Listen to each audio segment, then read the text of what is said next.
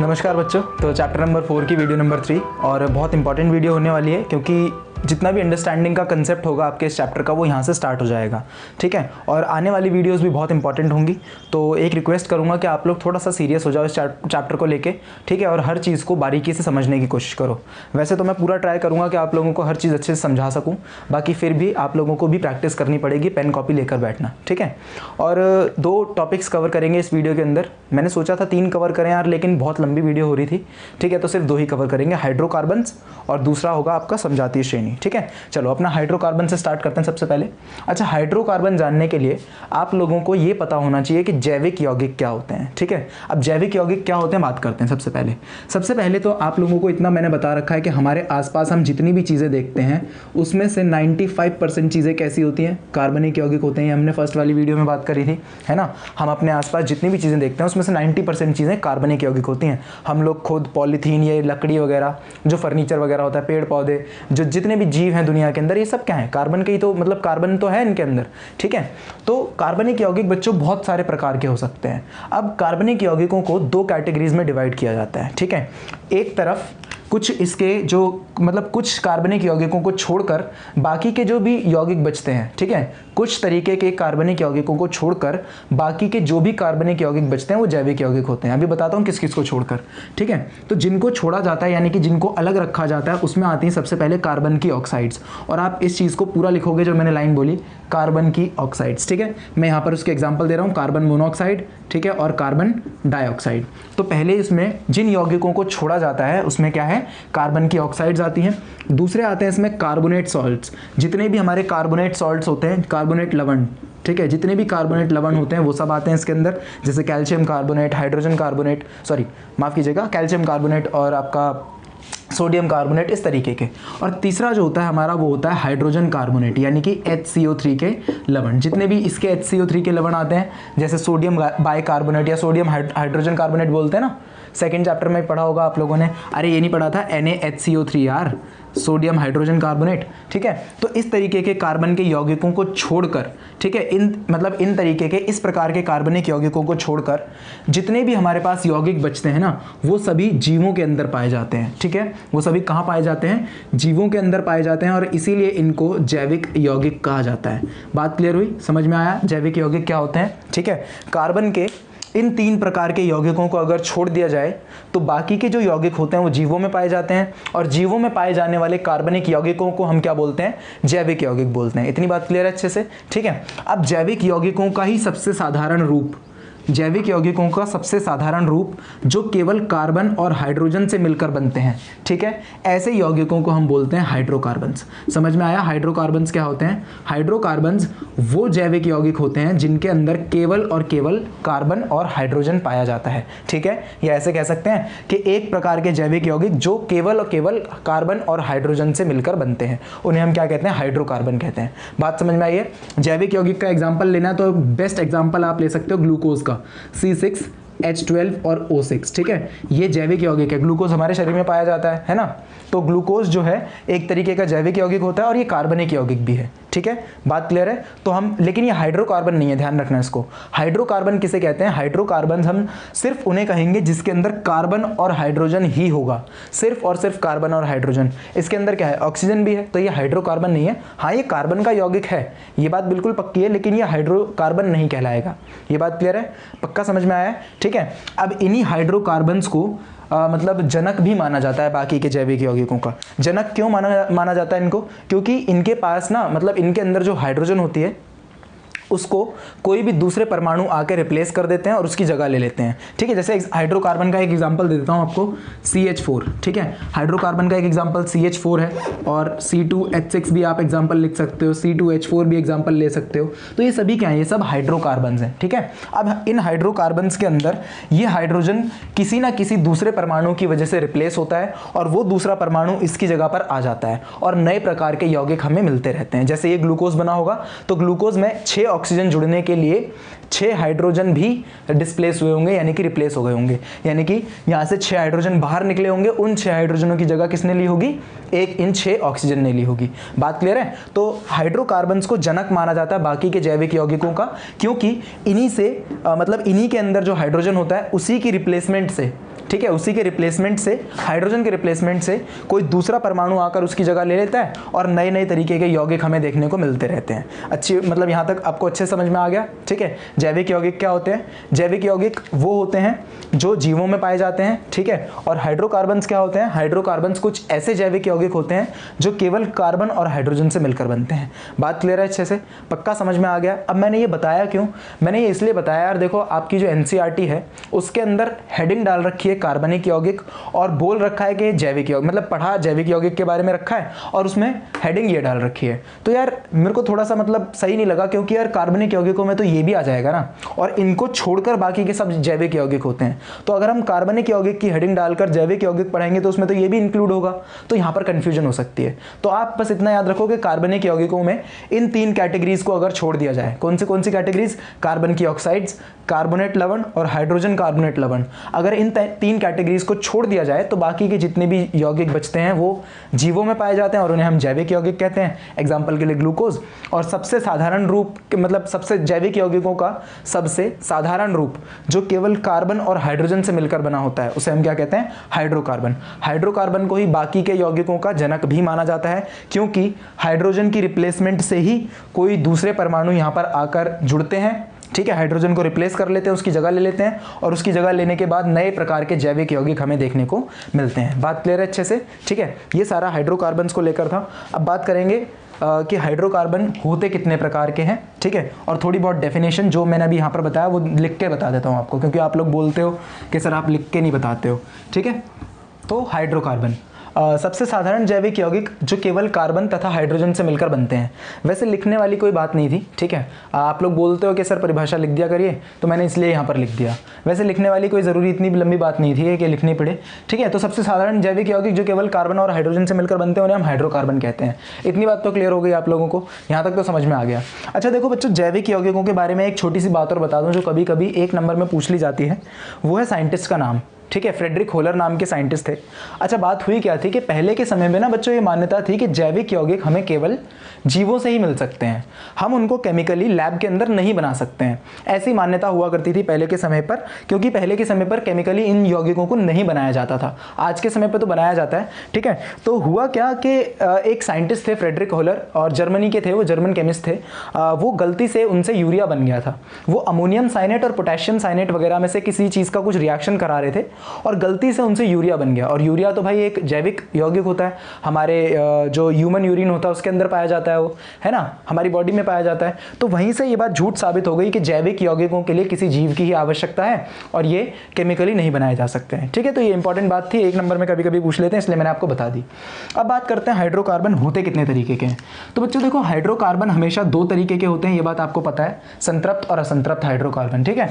अब ये बनाए किस आधार पर जाते हैं वो आपको समझ लेना चाहिए पहले, ठीक है। मैं यहाँ लिख देता हूँ संतृप्त हाइड्रोकार्बन, सबसे पहले हम वो करेंगे, संतृप्त हाइड्रोकार्बन और असंतृप्त हाइड्रोकार्बन।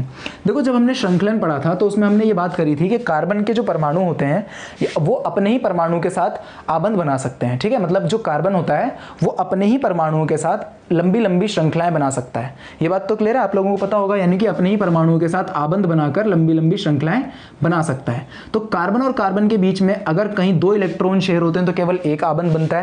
ये बात हम इलेक्ट्रॉन बिंदु संरचना में कर चुके हैं कि अगर 2 इलेक्ट्रॉन शेयर होंगे तो एक आबंध बनेगा, 4 इलेक्ट्रॉन शेयर होंगे तो 2 आबंध, इस तरीके से बात हम कर चुके हैं, ठीक है। कार्बन अगर 4 इलेक्ट्रॉन आपस में शेयर कर रहे हैं, यानी कि इनके बीच में 4 इलेक्ट्रॉन की साझेदारी हो रही है, तो यहाँ पर द्विआबंध बन जाएगा, यानी कि डबल बॉन्ड बनेगा। और अगर यहाँ पर 6 इलेक्ट्रॉन शेयर हो रहे हैं, यानी कि 6 इलेक्ट्रॉन की साझेदारी हो रही है, तो उस केस में यहाँ पर कितने आबंध होंगे? 3 आबंध होंगे। तो कार्बन अपने ही परमाणु के साथ मैक्सिमम 3 आबंध बना सकता है, ये बात हम लोगों को पता है। तो बच्चों अब इन्हीं आबंध की संख्या के हिसाब से हाइड्रोकार्बन को 2 हिस्सों में बांटा जाता है, पहले होते हैं संतृप्त और दूसरे होते हैं असंतृप्त, ठीक है। संतृप्त के अंदर केवल वो हाइड्रोकार्बन आते हैं जिसमें श्रृंखला में सभी कार्बन के परमाणुओं के बीच में केवल एक आबंध होता है। मैंने क्या बोला? जिसकी श्रृंखला में एक ऐसा हाइड्रोकार्बन, उसमें फर्क नहीं पड़ता कितने कार्बन है, फर्क नहीं पड़ता, 5 भी हो सकते हैं, 6 भी हो सकते हैं, 7, जितने मर्जी हो सकते हैं, लेकिन सभी के बीच में कैसा आबंध होना चाहिए? केवल एक आबंध होना चाहिए, तभी हम उसको संतृप्त बोलेंगे, ठीक है। जैसे एग्जांपल ले सकते हो आप, जैसे 1 2 इस तरीके से बना लेते, 3 4 5 और 6 कार्बन मैंने बना लिए यहाँ पर, ठीक है। अब इन सभी के बीच में कैसे आबंध होने चाहिए? केवल एक आबंध होना चाहिए, क्लियर। अगर मान लो यहाँ पर एक भी द्विआबंध आ जाता है, अगर पूरी श्रृंखला में एक भी द्विआबंध आ जाता है, तब ये संतृप्त हाइड्रोकार्बन नहीं रहेगा। ठीक है, तब यहाँ पर इतने सारे एकल आबंधों से भी कोई फर्क नहीं पड़ेगा। एक द्विआबंध के आते ही ये क्या बन जाएगा, ये असंतृप्त बन जाएगा। या ऐसा ही चीज होगी एक त्रिआबंध के आते ही, मान लो अगर कोई भी एक भी त्रिआबंध आ गया ना पूरी श्रृंखला के अंदर, तो भी ये कैसा बन जाएगा, असंतृप्त बन जाएगा। यानी कि संतृप्त बनने की कंडीशन यही है कि जितने भी कार्बन के परमाणु जुड़े हुए हैं सबके बीच में कौन सा आबंध होना चाहिए, केवल सिंगल होना चाहिए। ठीक है, और आपको हमेशा कार्बन और कार्बन के बीच का ही देखना है। अब जैसे एग्जांपल के लिए दे सकता हूं मैं आपको, मतलब एक एग्जांपल देता हूं। जैसे मान लो कभी कभी क्या होता है कि कार्बन के साथ हाइड्रोजन जुड़ा होता है इस तरीके से, तो कार्बन और हाइड्रोजन के बीच में भी तो एकल आबंध है। आप इसको नहीं देखेंगे, आपको इससे कोई मतलब नहीं होना चाहिए, आपको मतलब सिर्फ कार्बन कार्बन के परमाणुओं के बीच में होना चाहिए। ठीक है, ऐसा भी हो सकता है कि यहाँ पर डबल बॉन्ड से ऑक्सीजन जुड़ा हो, ऐसा भी हो सकता है। अब यहाँ द्विआबंध आ गया तो क्या ये संतृप्त हो गया, सॉरी असंतृप्त हो गया? नहीं, आपने सिर्फ कौन सा वो देखना है, सिर्फ कार्बन और कार्बन के बीच का वो देखना है। अच्छे से समझ में आया संतृप्त हाइड्रोकार्बन क्या होते हैं? इन्हीं संतृप्त हाइड्रोकार्बन को हम एल्केन भी बोलते हैं। ठीक है, क्या बोलते हैं हम इनको?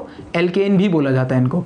सभी के सभी संतृप्त हाइड्रोकार्बन को एल्केन भी बोला जाता है। ये नाम पद्धति में काफी यूज होगा, ठीक है, तो इसको अच्छे से याद रखना।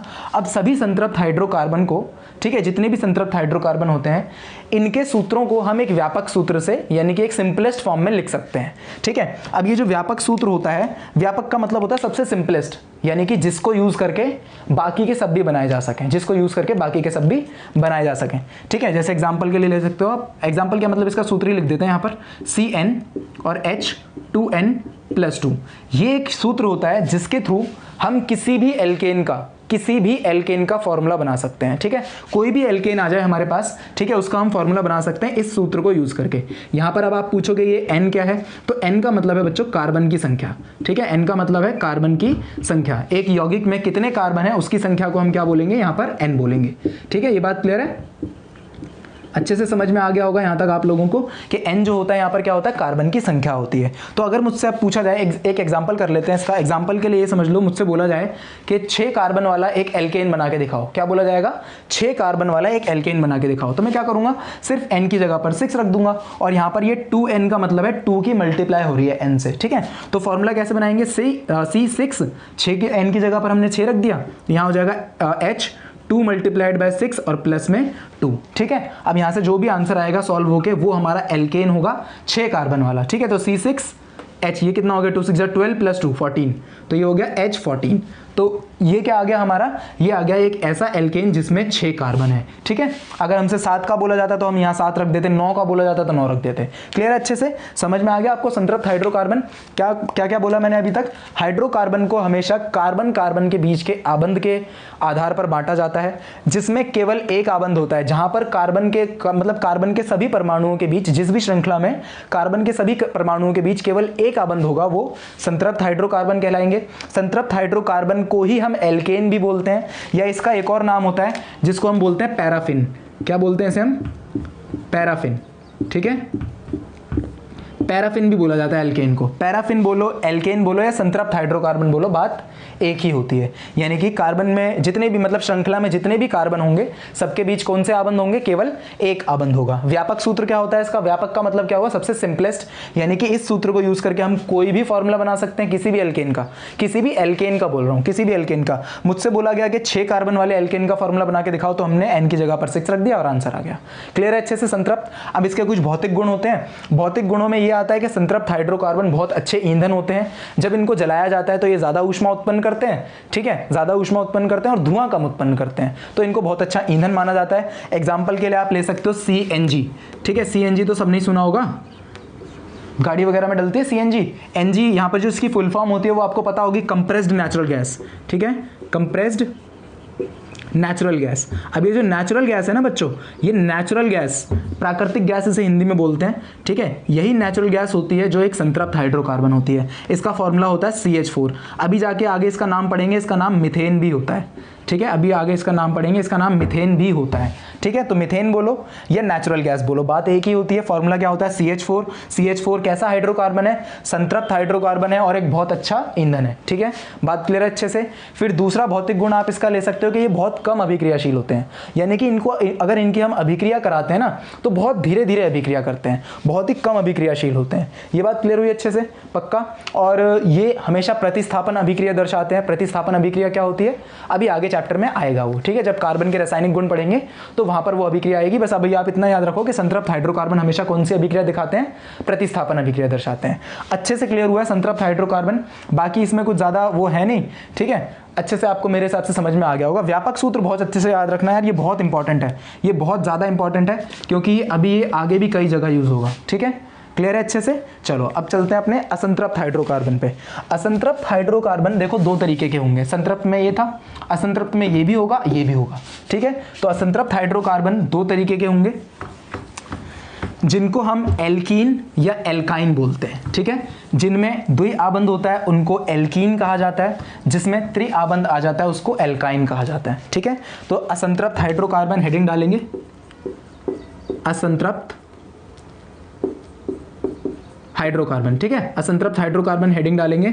असंतृप्त हाइड्रोकार्बन में पहले होते हैं जिनमें द्विआबंध होता है, और द्विआबंध वाले हाइड्रोकार्बन को हम एल्कीन बोलते हैं। एक आबंध वाले को क्या बोला था हमने, जिसमें एकल आबंध था उसको क्या बोला था, एल्केन बोला था, एल्केन। यहां पर इसको क्या बोलते हैं, एल्कीन बोलते हैं। क्लियर है अच्छे से, पक्का समझ में आ गया, इनको क्या बोला जाता है, एल्कीन बोला जाता है। ठीक है, और द्विआबंध यानी कि असंतृप्त बनने के लिए केवल एक द्विआबंध ही काफी होता है। जैसे मैंने आपको पीछे भी बोला कि कार्बन की चाहे जितनी मर्जी लंबी चेन हो, जितनी मर्जी लंबी श्रृंखला हो, अगर एक भी द्विआबंध उसमें आ जाता है, जैसे मान लो ये द्विआबंध आ गया इसके अंदर, तो अब ये क्या कहलाएगा, ये एक एल्कीन कहलाएगा। बात क्लियर है। कार्बन के परमाणुओं की संख्या से फर्क नहीं पड़ता, परमाणुओं के बीच में आबंध कौन से हैं उससे फर्क पड़ता है। क्लियर है, पक्का समझ में आ गया। ठीक है, अब चलते हैं नेक्स्ट। अच्छा, इनका व्यापक सूत्र बता देता हूं मैं आपको। एल्कीन का जो व्यापक सूत्र होता है बच्चों, वो होता है CnH2n। ठीक है, क्या होता है इसका व्यापक सूत्र, CnH2n। क्लियर है अच्छे से। वहां पर +2 था, यहां पर +2 नहीं होता है, यहां पर H2n तक ही होता है। जैसे फिर एग्जांपल ले लेते हैं, 5 कार्बन वाला एल्कीन बना के दिखाना है हमें, 5 कार्बन वाला एल्कीन बना के दिखाना है, तो क्या करेंगे, C5 और यहां पर आ जाएगा 2 5 जा कितना 10, तो C5H10 ये क्या हो गया हमारा 5 कार्बन वाला एक एल्कीन हो गया। सिंपल सी बात है, बस कुछ नहीं है इसमें। क्लियर है अच्छे से, पक्का समझ में आ गया यहां तक। अब सेकंड वाले पे चलते हैं अपने, और सेकंड वाले होते हैं हमारे एल्काइन, यानी कि दूसरे प्रकार के जो असंतृप्त हाइड्रोकार्बन होते हैं उन्हें हम बोलते हैं एल्काइन। और जैसा कि अब तो केवल एक ही आबंध बचा है, तो इसका मतलब यहां पर कौन सा आबंध आ जाएगा, इनमें होता है त्रिआबंध। कौन सा होता है इनमें, त्रिआबंध होता है। एल्केन में केवल एक था, एल्कीन में 2 आबंध आ जाते हैं, द्विआबंध वाले होते हैं ये, और एल्काइन में त्रिआबंध वाले असंतृप्त हाइड्रोकार्बन आएंगे। ठीक है, एग्जाम्पल ले सकते हैं यहीं से, ऐसे करके श्रृंखला बना लेते हैं, 1 2 3। कार्बन के संख्या से कोई फर्क नहीं पड़ता, 5 भी हो सकते हैं, 6 भी हो सकते हैं, उनके बीच में त्रिआबंध यदि एक भी आ जाता है, यदि एक भी त्रिआबंध कहीं पर भी आ गया तो वो कौन से हो जाएंगे, वो एल्काइन बन जाएंगे और वो असंतृप्त हाइड्रोकार्बन हो जाएंगे। व्यापक सूत्र लिखना है, व्यापक सूत्र लिखेंगे इसका।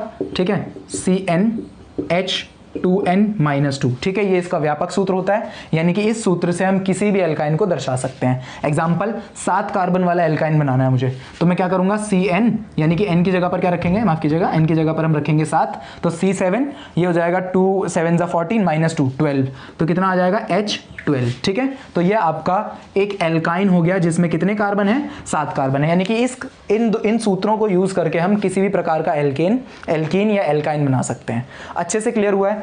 असंतृप्त हाइड्रोकार्बन के जो भौतिक गुण होते हैं वो बिल्कुल संतृप्त के उल्टे होते हैं। संतृप्त में हमने क्या पढ़ा था कि संतृप्त हाइड्रोकार्बन बहुत अच्छे ईंधन होते हैं, बहुत अच्छी तरीके से जलते हैं बिना धुएं के, लेकिन ये जब जलाए जाते हैं तो इनके जलने पर बहुत ज्यादा धुआं होता है। ठीक है, ये बहुत धुएं के साथ जलते हैं और ये उतने अच्छे ईंधन नहीं माने जाते हैं, ऊष्मा कम उत्पन्न करते हैं और धुआं ज्यादा उत्पन्न करते हैं। ठीक है, ये असंतृप्त हाइड्रोकार्बन का पहला भौतिक गुण हुआ। दूसरा, ये ज्यादा अभिक्रियाशील होते हैं, यानी कि ये बहुत तेजी से अभिक्रिया करते हैं। संतृप्त हाइड्रोकार्बन बहुत धीमे धीमे अभिक्रिया करते हैं और ये बहुत तेजी से अभिक्रिया कर लेते हैं, तो ये ज्यादा अभिक्रियाशील होते हैं। ठीक है, क्लियर। और लास्ट पॉइंट क्या था, लास्ट पॉइंट हमने पढ़ा था कि संतृप्त हाइड्रोकार्बन जो होते हैं वो प्रतिस्थापन अभिक्रिया दिखाते हैं, ये दिखाते हैं संकलन अभिक्रिया। संकलन अभिक्रिया भी बाद में जाके पढ़ेंगे, वही कार्बन के रासायनिक गुणों में आएंगी ये दोनों अभिक्रियाएं, संकलन और प्रतिस्थापन। ठीक है, तो दोनों ही अभिक्रिया कहाँ आएंगी, कार्बन के रासायनिक गुणों में आएंगी। तब तक आप इतना नोट करके रखो और उम्मीद करता हूँ कि आपको ये बहुत अच्छे से समझ में आया होगा कि संतृप्त और असंतृप्त में क्या अंतर है। अब इसको थोड़ा सा लिख के समझते हैं। हाँ जी, संतृप्त और असंतृप्त हाइड्रोकार्बन के बीच का अंतर मैंने आपको लिख के यहाँ पर दिखा दिया है। देखो, कार्बन के सभी परमाणुओं के बीच केवल एक आबंध होता है, हम पढ़ चुके हैं। असंतृप्त में कार्बन के जो परमाणु होते हैं उनके बीच में कम से कम एक द्विआबंध या एक त्रिआबंध होगा। ठीक है, क्लियर है? पहला पॉइंट समझ में आ गया। दूसरा पॉइंट, अच्छे ईंधन होते हैं क्योंकि पूर्ण दहन होने के कारण अधिक मात्रा में ऊष्मा देते हैं। तो अच्छे ईंधन, ये भी मैंने आपको बता दिया, इनका संपूर्ण दहन होता है। ठीक है, और ये नीली ज्वाला के साथ जलते हैं। देखो मैंने ब्रैकेट में लिख रखा है नीली ज्वाला। ठीक है, तो ये नीली ज्वाला के साथ जलते हैं, ये बात ध्यान रखना। इनका पूर्ण रूप से दहन नहीं होता, इस वजह से ये ज़्यादा धुआं उत्पन्न करते हैं और कम ऊष्मा देते हैं, इसलिए इनको अच्छा ईंधन नहीं माना जाता है। ठीक है, उसके बाद तीसरा पॉइंट, कम अभिक्रियाशील होते हैं। बात कर चुके हैं हम लोग, बहुत धीरे धीरे अभिक्रिया करते हैं और वो अधिक अभिक्रियाशील होते हैं, बहुत तेज़ी से अभिक्रियाएं कर लेते हैं। फिर जो चौथा पॉइंट है वो है प्रतिस्थापन अभिक्रिया दर्शाते हैं। ठीक है, यानी कि संतृप्त हाइड्रोकार्बन, जितने भी संतृप्त हाइड्रोकार्बन होंगे, जितने भी एल्केन होंगे, वो सभी कौन सी अभिक्रिया दर्शाएंगे? प्रतिस्थापन अभिक्रिया दर्शाएंगे। वहीं जितने भी एल्कीन और एल्काइन होंगे वो कौन सी अभिक्रिया दर्शाएंगे? संकलन अभिक्रिया। ठीक है, संतृप्त हाइड्रोकार्बन कभी ये नहीं दिखाएंगे और असंतृप्त हाइड्रोकार्बन कभी ये वाली अभिक्रिया नहीं दिखाएंगे। ठीक है, क्लियर है अच्छे से? तो ये चार डिफरेंसेस हैं, इनके बीच में चार अंतर हैं। अगर आपके सामने अंतर कभी पूछे जाए आपसे क्वेश्चन में, तो आप इनको लिख के आइएगा, आपको पूरे नंबर मिलेंगे। जल्दी से इसको फटाफट से नोट कीजिए। फिर इनकी संरचनाओं पर चलते हैं। हाइड्रोकार्बन की जो संरचनाएं होती हैं वो किस प्रकार होती हैं। हाइड्रोकार्बन की संरचनाएं कैसे बनानी है? देखो बहुत आसान है, स्टेप बाय स्टेप समझेंगे और एग्जांपल से समझेंगे। दो एग्जांपल्स आपको मैं एल्केन, एल्कीन, एल्काइन के दे दूंगा, जिससे आपको हर चीज़ क्लियर हो जाएगी अच्छे से। ठीक है, और फिर संरचना के आधार पर ये हाइड्रोकार्बन के मतलब कुछ प्रकार भी होते हैं, वो भी समझेंगे। चलो सबसे पहले बात करते हैं इसकी संरचना आपको बनानी कैसे है। ठीक है, बनाना बहुत आसान है, कुछ ज़्यादा नहीं है। कोई भी एक एल्केन ले लेते हैं, मान लो हम कोई एक एल्केन ले लेते हैं, जैसे प्रोपेन ले लेते हैं। ठीक है, प्रोपेन मतलब C3 और यहाँ पर लिख लेते हैं H8। ठीक है, देखो एल्केन ही है ना, यहाँ पर N है तो यहाँ 2N+2 है ना, इसको हम 2 3 6 + 2 लिख सकते हैं ना, तो ये एल्केन दे रखा है मुझे। पहला जो स्टेप है आपको जो पहले फॉलो करना है, उसमें क्या करना है, आप कार्बन के सभी परमाणुओं को एक सीधी श्रृंखला में लिखें। ठीक है, कार्बन के सभी परमाणुओं को एक सीधी श्रृंखला में लिखें और उन सभी के बीच में एक आबंध लगा दें। कितने आबंध लगाने हैं आपको? सभी के बीच में पहले एक एक आबंध लगाना है। फिर अब कार्बन की जो संयोजकता होती है उसको संतुष्ट करने के लिए इनमें बराबर रूप से हाइड्रोजन बांट दें। ठीक है, क्या करना है आपको? कार्बन की संयोजकता के हिसाब से, ठीक है, आपको हाइड्रोजन इनको बांट देने हैं। तो एक कार्बन 4 आबंध बना सकता है, तो इसने इस वाले कार्बन को अगर हम देखें तो इसने एक आबंध पहले से ही बना रखा है। ये दोनों, ये वाला जो आबंध होगा ये इसका भी होगा, इसका भी होगा। ये तो पता है ना, इलेक्ट्रॉन बिंदु संरचना में फर्स्ट वाली वीडियो में हमने करी थी ये बात। ठीक है, तो अब इसने एक आबंध पहले से ही बना रखा है। अब इसको कितने और आबंध बनाने हैं? इसको 3 और आबंध बनाने हैं, है ना। तो हम क्या करते हैं, यहाँ से 3 हाइड्रोजन इसको दे देते हैं। ठीक है, तो ये क्या करेगा, 3 हाइड्रोजन से आबंध बना लेगा। भाई ये वाला कार्बन जो है अब कंप्लीट हो गया, इसकी संयोजकता बिल्कुल संतुष्ट, आराम से मस्त हो गया बिल्कुल। ठीक है, अब दूसरे कार्बन की बात करते हैं। तो दूसरे कार्बन ने एक इधर बना रखा है, एक इधर बना रखा है, यानी कि 2 आबंध पहले से ही बना रखे हैं। तो अब ये कितने और बना सकता है? 2 और बना सकता है। ठीक है, यहाँ पर 2 हाइड्रोजन और इसको दे दो। हमारे पास कितने हाइड्रोजन रह गए? देखो 8 हाइड्रोजन थे, 5 हमने बांट दिए। अब कितने बचे हैं? 3 बचे हैं। तो इस वाले कार्बन को 3 की ही आवश्यकता होती है। तो ये बन गई आपकी संरचना किसकी? प्रोपेन की। बहुत आसान है, कुछ भी नहीं था इसके अंदर।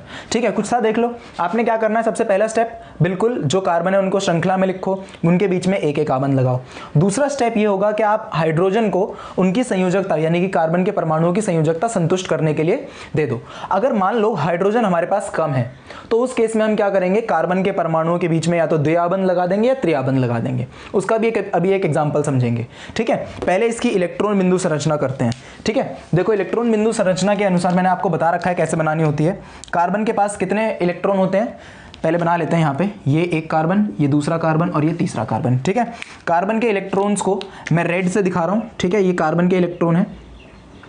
आबंध के हिसाब से आप कार्बन के इलेक्ट्रॉन इधर उधर दे दो। देखो कार्बन ने अपने आसपास कितने इलेक्ट्रॉन शेयर किए होंगे, कितने इलेक्ट्रॉन की साझेदारी की होगी? इधर एक किया होगा, इस वाले कार्बन की बात करें तो इधर एक किया होगा, इधर भी एक, इधर भी एक और इधर भी एक, क्योंकि एक एक आबंध बन रहा है ना, तो इसलिए। ठीक है, अब इस वाले कार्बन पे आ जाओ, इस वाले कार्बन पे, तो इसने एक इधर किया होगा, एक इधर, एक इधर, मतलब अपने चारों ओर।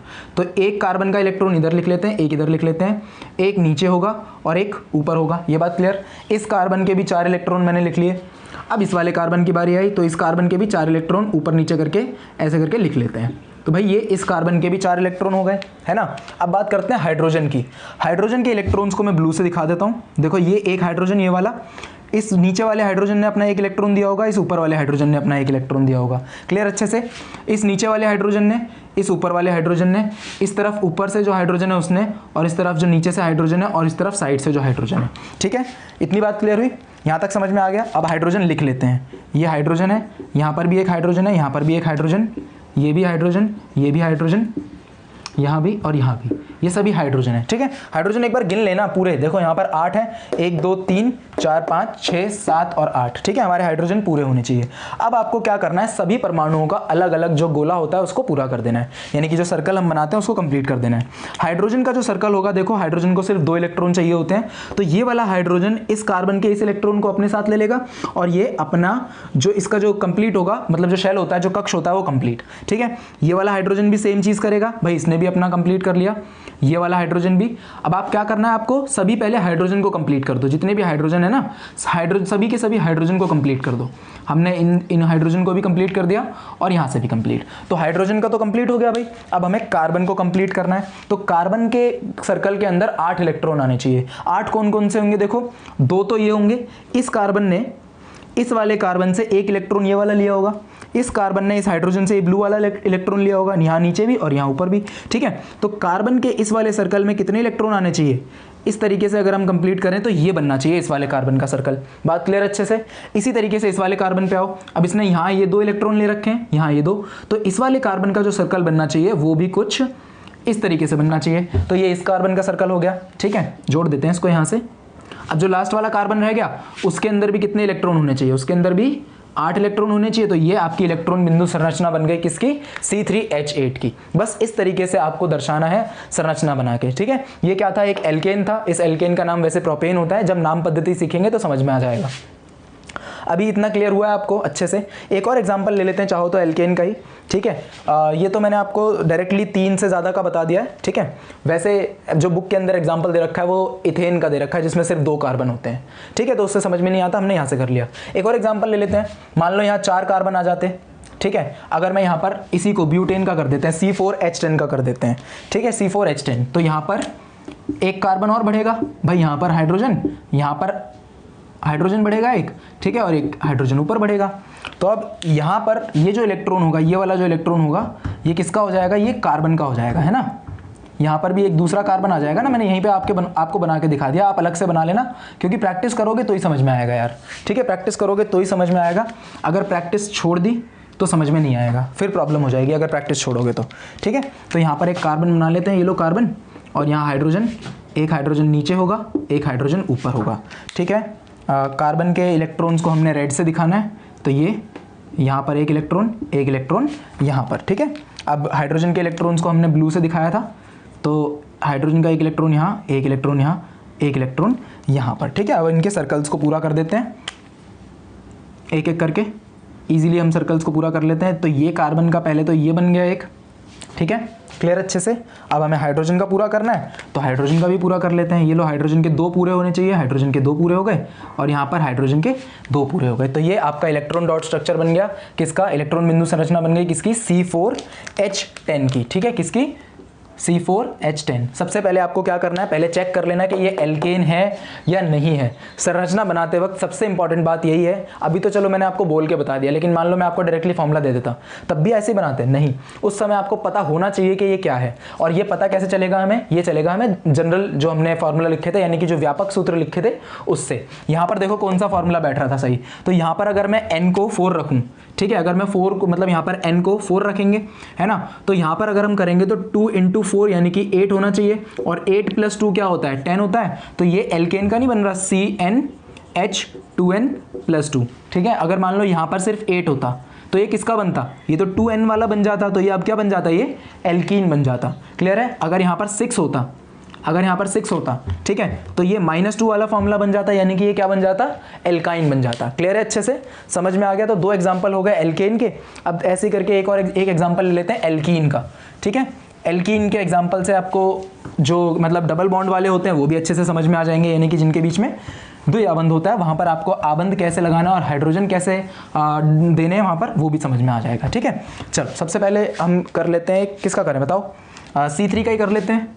ठीक है, एल्कीन का, यानी कि C3 और यहाँ पर होगा H6, ठीक है। अभी तक H8 था, अब यहाँ पर क्या होगा C3H6। तो पहला स्टेप वही फॉलो करना है भाई, कार्बन की श्रृंखला बनाओगे, सबके बीच में कितने आबंध, एक एक आबंध, सबके बीच में हमने एक एक आबंध बना दिया भाई, बिल्कुल ठीक है। अब कार्बन की जो वैलेंसी है उनको सेटिस्फाई करो, ठीक है, कार्बन की जो वैलेंसी है उनको सेटिस्फाई करना है आपने। यानी कि आप क्या करोगे, सभी को हाइड्रोजन बराबर मात्रा में दोगे, है ना। अगर हम देखो इसको 3 हाइड्रोजन, अब इस वाले कार्बन को कितने हाइड्रोजन चाहिए, 3 हाइड्रोजन चाहिए, तो मैंने क्या करा, इस कार्बन को 3 हाइड्रोजन दे दिए। अब मेरे पास बचे कितने, सिर्फ 3 बचे हैं, मेरे पास कितने बचे हैं, सिर्फ 3 बचे हैं। तो 3 बचे हैं तो मैं इसमें से 2 इसको दे देता हूं, ठीक है। ये दोनों कार्बन मस्त हो गए, इन दोनों के कार्बन की जो संयोजकता है वो मस्त फुल, ठीक है, कंप्लीट, संतुष्ट हो गई। लेकिन अब मेरे पास सिर्फ एक ही हाइड्रोजन बचा है और कार्बन भी एक ही है। इस तरीके से इस वाले कार्बन को अब 2 आबंध बनाने होंगे, ठीक है। अगर मैं यहाँ पर 2 आबंध कर देता हूँ इस तरीके से, अगर मैंने यहाँ पर 2 आबंध कर दिए, ठीक है, तुम लोग तो यही सोच रहे होगे कि यहाँ पर अब 2 आबंध आ जाएगा, है ना। अगर मैंने यहाँ पर 2 आबंध करे तो देखो इस कार्बन के 5 आबंध हो जाएंगे और इसके 3 ही रह जाएंगे। तो इस केस में हम क्या करेंगे, यहाँ से एक हाइड्रोजन उठाएंगे और एक हाइड्रोजन हम इसको दे देंगे, ठीक है। ये बात क्लियर हुई। अब यहां से देख लो ये कंप्लीटली बैलेंस्ड है, ठीक है। देखो इस कार्बन के देखो 1 2 3 4, ठीक है, इस कार्बन के देखो 2 और 1 2 3 4 पूरे हो गए और इस कार्बन के भी पूरे हैं। तो ये आपका स्ट्रक्चर बन गया C3H6 का। समझ में आया हाइड्रोजन कैसे बैलेंस करना है आप लोगों ने। सबसे पहले क्या करोगे, कार्बन को सिंगल बॉन्ड, अगर हाइड्रोजन की कमी पड़ रही है आपके पास, ठीक है, हाइड्रोजन कम हो गए थे ना भाई हमारे पास, तो हमने क्या करा कि एक हाइड्रोजन को पहले यहाँ लगा लिया। अब देखा कि एक हाइड्रोजन अगर हम यहाँ डबल बॉन्ड लगाते हैं तो यहाँ पर एक हाइड्रोजन एक्स्ट्रा हो रहा है और इसके पास एक की कमी हो रही है, तो हमने ये वाला हाइड्रोजन निकाल के उसको दे दिया। क्लियर हुई बात, पक्का समझ में आया। तो ये आपका डबल बॉन्ड हो गया। इसकी इलेक्ट्रॉन बिंदु संरचना बनाने की जरूरत है मेरे हिसाब से नहीं होनी चाहिए, क्योंकि इतना तो अब आप लोग सीख ही गए होगे, ठीक है, इतना तो अब आप लोग सीख ही गए होगे। ये हो गया और यहाँ पर हो गया, ठीक है। सभी के साथ में एक एक हाइड्रोजन है, एक हाइड्रोजन यहाँ पर है, एक हाइड्रोजन यहाँ पर है। अच्छा, इसको ऊपर लगाओ नीचे लगाओ कोई दिक्कत नहीं है, ठीक है, कहीं भी लगा सकते हैं। जैसे एक मैंने ऊपर लगा दिया फिर नीचे लगा दिया, कोई परेशानी वाली बात नहीं होती, ठीक है। अरे बॉन्ड क्यों बना रहा हूँ यार मैं, ठीक है। यहाँ पर एक हाइड्रोजन यहाँ होगा, एक हाइड्रोजन यहाँ होगा और एक हाइड्रोजन यहाँ होगा, ठीक है। तो वही ब्लू से हम दिखा लेते हैं हाइड्रोजन को। ये होगा हमारे हाइड्रोजन के इलेक्ट्रॉन्स, एक हाइड्रोजन का इलेक्ट्रॉन इधर है, ठीक है, एक इधर और एक इधर बना लेते हैं बीच में थोड़ा सा, ठीक है। चलो, तो ये हाइड्रोजन के कंप्लीट हो गए। अब हमें किसके कंप्लीट करने हैं, अब कंप्लीट करने हैं कार्बन के, ठीक है। ये कार्बन का एक इलेक्ट्रॉन इसके साथ, एक इलेक्ट्रॉन इसके साथ और एक इलेक्ट्रॉन दोनों कार्बन ने आपस में शेयर कर रखा होगा। यहाँ पर आ जाते हैं। अब यहाँ पर देखो डबल बॉन्ड है तो यहाँ पर कार्बन के 4 इलेक्ट्रॉन शेयर हुए होंगे, ठीक है, यानी कि यहाँ पर कार्बन के 4 इलेक्ट्रॉन की जो साझेदारी है वो हो रही होगी इस तरीके से, ठीक है। ये बात क्लियर है अच्छे से, पक्का समझ में आ गई बात, ठीक है। यहाँ पर एक और इलेक्ट्रॉन बना लेते हैं और यहाँ पर एक और इलेक्ट्रॉन बना लेते हैं। तो देखो सारे इलेक्ट्रॉन पूरे हो गए, है ना। अब पहले क्या करो, हाइड्रोजन के सर्कल्स को पूरा कर लो। तो ये हाइड्रोजन का एक पूरा हो गया, यहाँ से हाइड्रोजन का दूसरा, ये हाइड्रोजन का तीसरा। अच्छा, एक कार्बन का यहाँ पर ऊपर तो रह ही गया यार, देखो, ठीक है। तो एक हाइड्रोजन का यहाँ से कंप्लीट कर लेते हैं, ये हो गया पूरा, ठीक है। एक हाइड्रोजन ये हो गया और एक हाइड्रोजन हमारा ये हो गया। अब कार्बन को पूरा कर लेते हैं। कार्बन के सर्कल में 8 इलेक्ट्रॉन होने चाहिए, तो इसमें तो 8 इलेक्ट्रॉन पूरे ऐसे के ऐसे आ रहे हैं। ये लो, इस कार्बन का तो ये पूरा हो गया, ठीक है। ये इस कार्बन का सर्कल पूरा हो गया ऐसा करके, ये, ठीक है। इस वाले कार्बन पे आते हैं 4 ये, 2 ये और ये 2, ठीक है। कितने हो गए, 8 हो गए पूरे, देख लो 8 हो गए ना पूरे। तो इसका भी सर्कल ये पूरा हो गया और इस वाले कार्बन के लिए भी ये सर्कल पूरा हो गया। ये आपकी इलेक्ट्रॉन बिंदु संरचना बन गई किसकी, C3H6, यानी कि एक एल्कीन है उसकी। इसी तरीके से आप एल्काइन का बना लेंगे। एल्काइन का स्ट्रक्चर बनाने के लिए अब हम क्या करेंगे, जैसे मैं इसी से समझा देता हूँ आपको, ठीक है, C3 वाले से ही समझा देता हूँ ताकि आपको अच्छे से समझ में आ जाए। क्योंकि ज़्यादातर परेशानी ना देखो उसी में होती है जिसमें कार्बन की जो संख्या वो विषम हो, यानी कि ऑड नंबर हो। यहाँ पर अगर ये 2 होता, 4 होता तो अब तो हम आसानी से बना लेते, तब तो कोई इतनी परेशानी नहीं आती, ठीक है। अब हम क्या करते हैं, यहाँ पर 4 लिख लेते हैं, ठीक है। 3 2 6 -2 क्या हो गया, ये एक एल्काइन है। तो एल्काइन के लिए हम क्या करेंगे भाई, पहले कार्बन को बनाना है सिंगल सिंगल से, तो कार्बन को हमने बिल्कुल सिंगल सिंगल से बना लिया, ठीक है, ऐसे करके। अब इनके बीच में एक एक आबंध लगाएंगे, एक एक आबंध हमने लगा लिए। हाइड्रोजन बांटने हमें किसके हिसाब से, इसकी संयोजकता के हिसाब से। इसको 4 चाहिए, ओ सॉरी माफ़ कीजिएगा, इसको 3 हाइड्रोजन चाहिए। तो क्या करते हैं, इसको 3 हाइड्रोजन दे देते हैं, 1 2 3, हमने 3 हाइड्रोजन इसको दे दिए। अब इसको भी 2 हाइड्रोजन चाहिए, लेकिन हमारे पास तो सिर्फ अभी एक ही हाइड्रोजन बचा है। तो ऐसे केस में क्या होगा, ऐसे केस में एक काम करते हैं, ये वाला हाइड्रोजन हम इसको दे देते हैं और यहाँ पर लगा देते हैं हम ट्रिपल बॉन्ड, ठीक है। यहाँ पर हम लगा देते हैं ट्रिपल बॉन्ड। अब मैंने यहाँ पर ट्रिपल बॉन्ड क्यों लगाया, ध्यान से सुनो। अगर मैं ये हाइड्रोजन अगर मैं ये हाइड्रोजन यहाँ लगा देता या अगर मैं ये हाइड्रोजन यहाँ लगाता तो देखो ना इस कार्बन की जो संयोजकता है वो पूरी हो पाती, ना मैं यहाँ ट्रिपल बॉन्ड बना पाता, है ना। मैंने क्या करा, इसी वजह से इस हाइड्रोजन को यहाँ दे दिया। अब हम चाहें तो यहाँ पर ट्रिपल बॉन्ड बना सकते हैं। देखो इस कार्बन के 3 और 1 4, इस कार्बन के 3 और 1 4, कंप्लीट। अब इलेक्ट्रॉन बिंदु संरचना तो आप लोग खुद इसकी बना ही लोगे, प्रैक्टिस करोगे ज़्यादा से ज़्यादा, ठीक है। बहुत अच्छे से इसकी प्रैक्टिस करनी है तभी ये समझ में आएगा, ठीक है। इसके बाद एक और प्रकार के इसके क्या नाम कंपाउंड होते हैं, यानी कि इसके एक और प्रकार के यौगिक होते हैं जिन्हें हम चक्रीय यौगिक बोलते हैं, ठीक है। चक्रीय यौगिक में सबसे पहले कुछ ऐसे होते हैं जो एक चक्र के रूप में होते हैं, ठीक है। जैसे साइक्लोहेक्सेन का एक बड़ा एग्जांपल आता है। साइक्लोहेक्सेन मतलब एक अल्केन है, लेकिन चक्रीय, उसको चक्रीय बोल दिया, उसका मतलब वो उसमें रहेगा। हेक्सेन का मतलब क्या हुआ, 6, तो 1 2 3 4 5 और ये 6, ठीक है। इन सभी के बीच में एक एक आबंध होगा, ये होगा आपका साइक्लोहेक्सेन। इसको साइक्लोहेक्सेन बोलते हैं, हिंदी में इसे चक्रीय हेक्सेन ही बोला जाता है। और ये चक्रीय कैसा यौगिक है, ये चक्रीय यौगिक है, ठीक है। तो हेक्सेन यानी कि सभी कार्बनों के बीच में कैसा हुआ है, एकल आबंध होगा, तो इसलिए हमने एक आबंध लगा दिया। अब हाइड्रोजन को वो कर देना, यहाँ पर वितरित कर देना हाइड्रोजन अपने हिसाब से। देखो इसको 2 हाइड्रोजन चाहिए तो एक यहाँ लगा सकते हैं, एक यहाँ। वैसे अंदर की तरफ कभी शो नहीं करते, ऊपर की तरफ शो कर सकते हैं ऐसे करके, ठीक है। 2 हाइड्रोजन इसके पास, 2 हाइड्रोजन इसके पास, ऐसे करके। अपनी बुक में देखो इसी तरीके का स्ट्रक्चर बना के दिखा रखा होगा। 2 हाइड्रोजन इसके पास, 2 ऐसे ऐसे करके, ये ठीक है, और ये और ये, ठीक है। क्लियर हो गया, ये साइक्लोहेक्सेन होता है। ऐसे करके हमने इसको बना के दिखा दिया आपको, ठीक है। एल्केन हो गया, ये चक्रीय एक वो है यौगिक। अब इसी के जैसा एक और होता है जिसे हम बेंजीन बोलते हैं, ठीक है। बिल्कुल इसी तरीके का होता है, वो भी चक्रीय ही है, C6H6, ठीक है। क्या होता है वो, C6H6। रुको बना के दिखा देता हूँ आपको, इसी में बना के देख लेते हैं। एक होता है हमारा C6H6, बहुत इंपॉर्टेंट है ये, बेंजीन बोलते हैं इसे। और इसके ऊपर कभी कभी क्वेश्चन आ जाता है बोर्ड एग्जाम्स के अंदर, तो आप लोगों को इसे अच्छे से समझना है, ठीक है। अब देखो यहाँ पर C6H6, यहाँ पर 6 ही हाइड्रोजन है, तो क्या करेंगे, सबसे पहले एक हाइड्रोजन सबको दे देते हैं। एक हाइड्रोजन इसको दे दिया, एक हाइड्रोजन इसको दे दिया, एक हाइड्रोजन इसको, एक हाइड्रोजन इसको, और एक हाइड्रोजन यहाँ पर, और एक लास्ट हाइड्रोजन यहाँ पर। अब बताओ भाई क्या किया जाए, सबके जो बॉन्डिंग है वो तो अधूरी है ना, सबकी बॉन्डिंग अधूरी है। इसके भी 3 हो रहे हैं, इसके भी 3 हो रहे हैं, इसके भी 3, इसके भी 3, इसके भी 3। तो एक काम करते हैं, पहले यहाँ पर डबल बॉन्ड लगा लेते हैं। यहाँ पर हमने डबल बॉन्ड लगाया, देखो इससे 2 कार्बन की जो संयोजकता होगी वो एक साथ भर जाएगी। कैसे, इस कार्बन के 4 हो गए, 1 2 3 4, इस कार्बन के 1 2 3 4, क्लियर।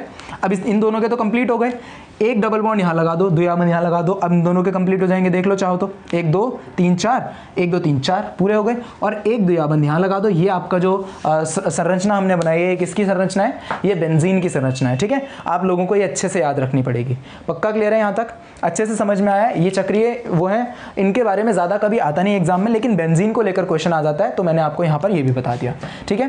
क्लियर है, अच्छे से पक्का समझ में आया है कि संरचनाएं कैसे बनानी है। इलेक्ट्रॉन बिंदु संरचना बना लोगे इसकी, इलेक्ट्रॉन ही तो शेयर करने हैं यार, वो तो समझा ही दिया मैंने आपको। इलेक्ट्रॉन बिंदु संरचना आप लोग इसकी खुद बनाएंगे, ठीक है। अब आगे चलते हैं, हाइड्रोकार्बन की संरचनाओं के प्रकार। देखो बहुत इजी टॉपिक है, क्योंकि 2 इसमें से आप ऑलरेडी कर चुके हो, 3 होती हैं, बीच वाली आपको थोड़ी सी समझनी पड़ेगी जो सेकंड वाली है।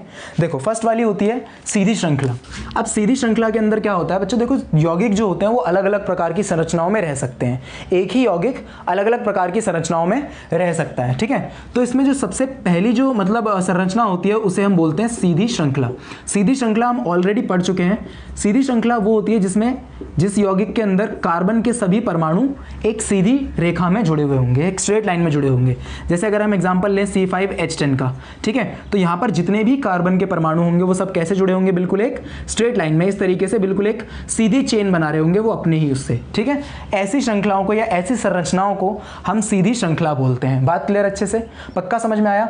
अब देखो बच्चों, यही वाला यौगिक जो है दूसरी संरचना में भी रह सकता है। दूसरी संरचना कैसे होती है, मान लो ये वाला कार्बन यहाँ से हटे और किसी भी कार्बन के ऊपर आके इस तरीके से एक शाखा के रूप में आके लग जाए, ठीक है। तो जिस भी संरचना के अंदर शाखाएं निकली होंगी ऐसी श्रृंखलाओं को हम शाखित श्रृंखला बोलेंगे। क्या बोलेंगे, ऐसी श्रृंखलाओं को या ऐसी संरचनाओं को हमने क्या बोलना है, ये सेकंड वाला है आपका, इसे हम बोलेंगे शाखित श्रृंखला। जिस भी श्रृंखला के अंदर शाखाएं निकलने लगे, और शाखाएं केवल कार्बन की देखनी है आपने, हाइड्रोजन की नहीं। कहीं मान लो यहाँ पर ऑक्सीजन लिखा हो इस तरीके से और आप बोल दो कि ये शाखित श्रृंखला, नहीं।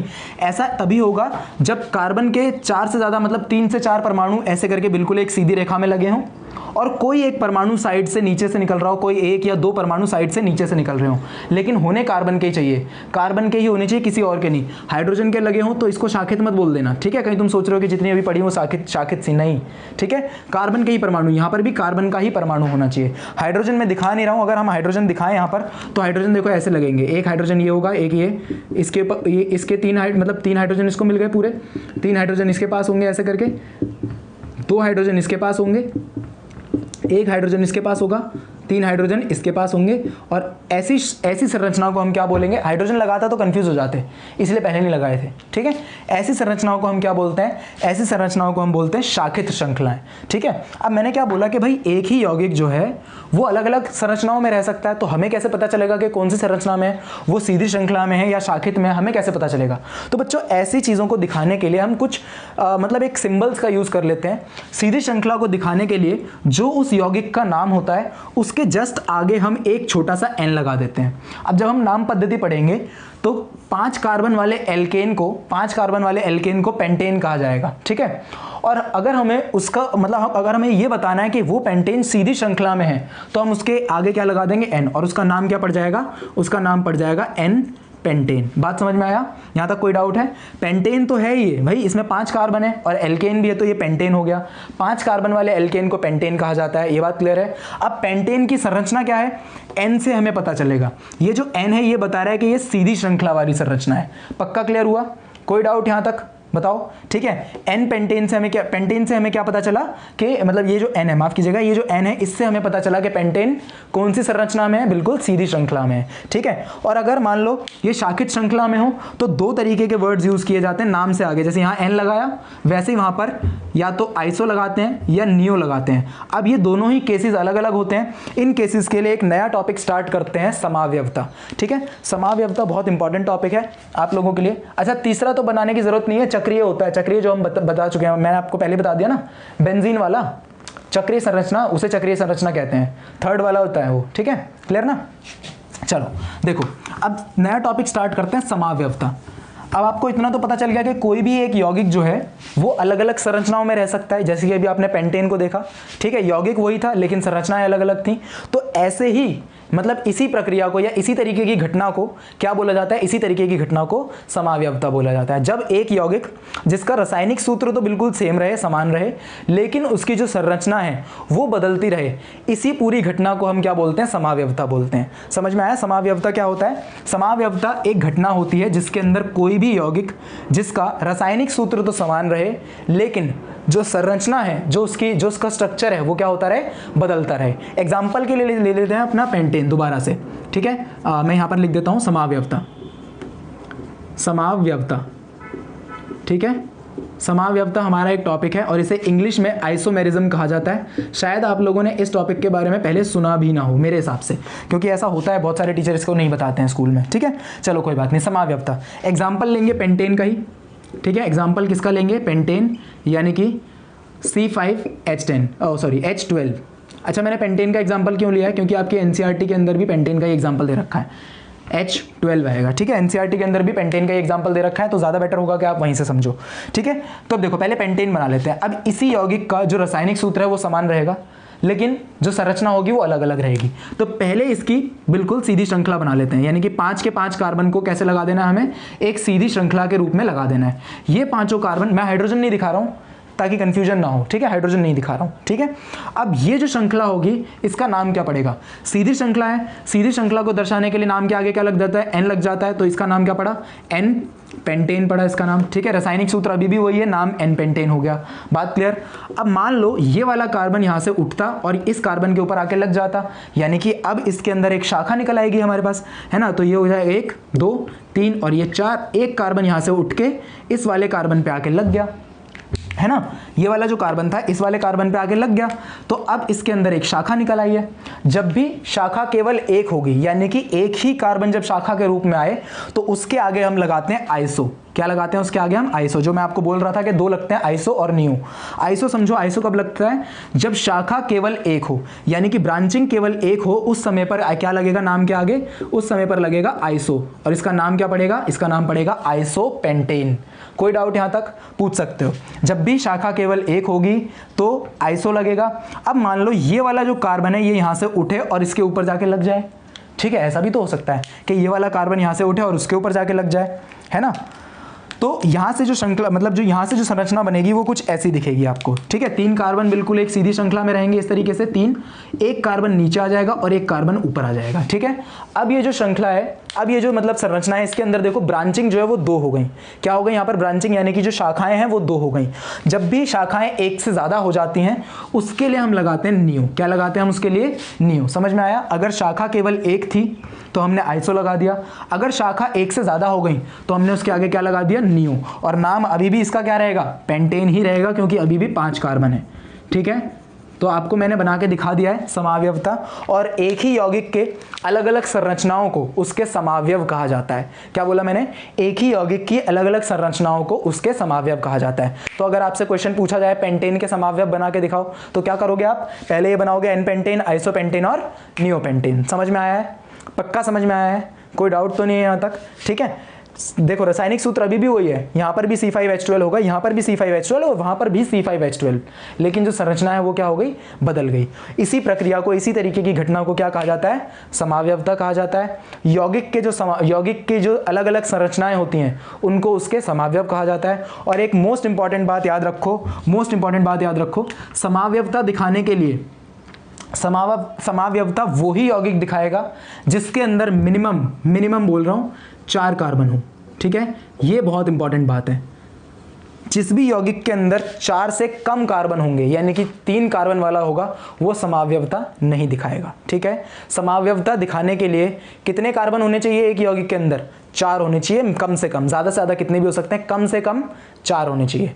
पक्का समझ में आई ये बात, ठीक है। ये बहुत इंपॉर्टेंट बात है। समावयवता दर्शाने के लिए मिनिमम कितने कार्बन, 4। 3 कार्बन वाला, 2 कार्बन वाला, 1 कार्बन वाला यौगिक कभी भी समावयवता नहीं दिखाएगा, ठीक है। अगर आपके सामने ये आता है कि आप जो प्रोपेन होता है, यानी कि जिसमें 3 कार्बन होते हैं, उसके समावयव बना के दिखाओ, तो क्वेश्चन गलत है वो, ठीक है। क्लियर है, समझ में आ गया।